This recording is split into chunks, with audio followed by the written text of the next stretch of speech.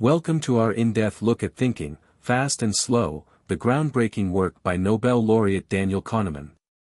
This book takes us on a fascinating journey into the inner workings of the human mind, revealing why we think the way we do and how we make decisions, sometimes brilliantly, and other times, disastrously. At the heart of the book are two systems of thinking, which Kahneman calls System 1 and System 2. These systems aren't literal parts of the brain but metaphors for the way our mind processes information.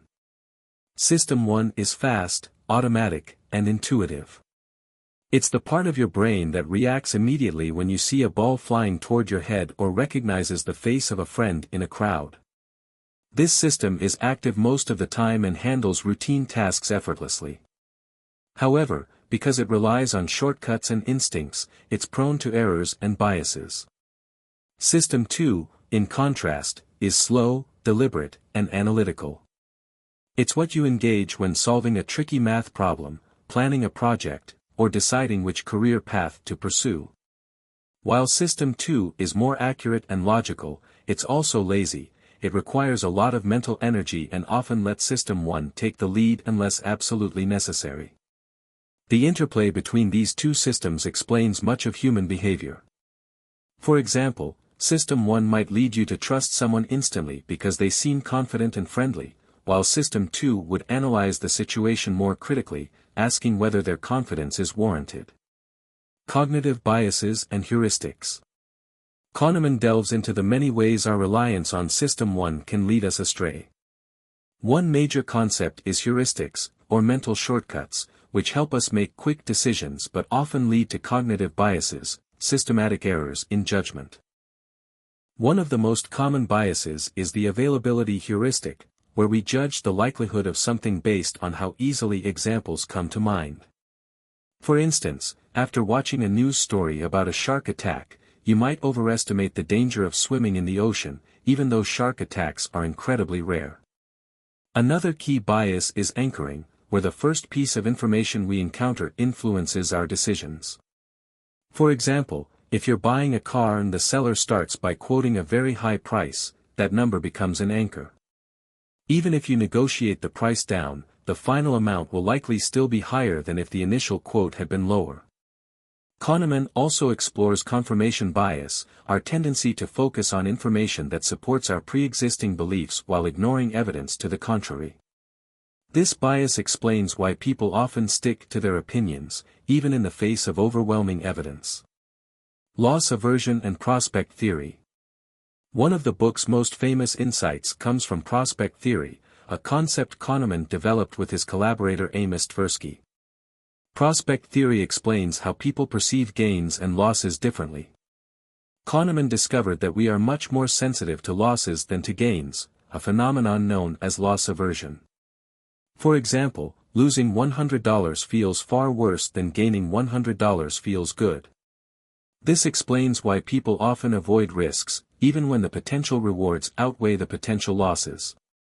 It also sheds light on why people hold on to bad investments, unwilling to lock in a loss, even when it's the rational thing to do. The illusions of memory and understanding.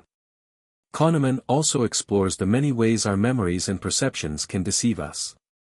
One key concept is the illusion of understanding, where we believe we understand events better than we actually do. For example, after a major event like a financial crisis or a political election, we often convince ourselves that the outcome was predictable, even though it wasn't at the time. Closely related is the hindsight bias, where we look back at past events and assume they were obvious all along. This illusion can make us overconfident in our ability to predict the future. Another fascinating concept is the halo effect, where our overall impression of someone influences how we judge their individual traits. For instance, if someone is physically attractive, we might assume they're also intelligent and kind, even without evidence. Overconfidence and the pitfalls of intuition.